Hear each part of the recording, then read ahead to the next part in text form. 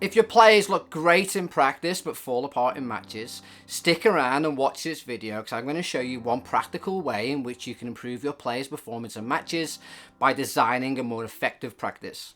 Stick around to the end of the video in which I'll give you 5 game-changing drills which you can download today and take on court this evening. Every tennis coach has seen it. Players look great in practice. How often as a coach have you worked on a player's forehand only to see it break down in a match? The truth of the matter is, most tennis practices do not prepare players for the chaos and the unpredictability of a match situation.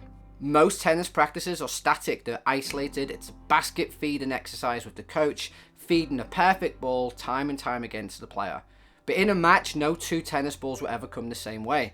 There's decisions to make. There's conditions to deal with. There's an ever-changing opponent on the far side. Because most tennis practices don't include decision-making, variability, or any type of pressure, that's why we see very little skill transferred from the practice court to the match court. The solution is what I call my practice designs. It's based on a scientific theory of representative learning design.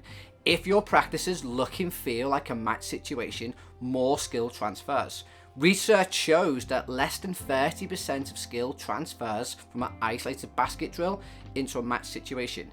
If you use a constraint-led approach, up to 60 to 70% of the skill transfers. Let me show you how. So in this clip, we have 2 players. The player is working on moving forwards into the net. As you can see, on the player's side of the court, we have some throwdown lines. If and when a player crosses the service line, their opponent can only hit into the narrow part of the court.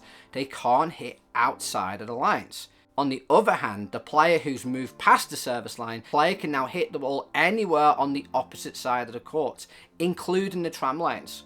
What I'm trying to encourage here is the player to move forwards at the right opportunity and be confident in and around the net. By manipulating the game constraints or the task constraints, I'm trying to encourage the player's decision making.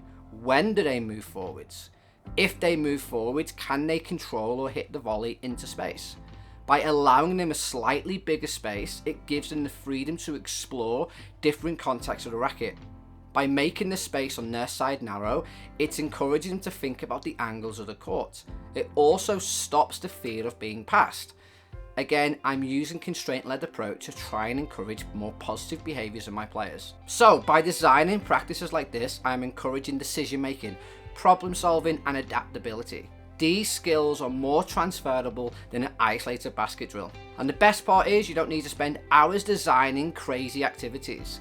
Just by manipulating the size of the court and a couple of the rules, you can develop more adaptable and confident players. If you'd like to see 5 more examples, check out the link in the description, which I'll give you my 5 game-changing drills in a free PDF straight to your email today. As always, if you enjoyed this video, hit the like button, subscribe to the channel, and check out the video on the screen now.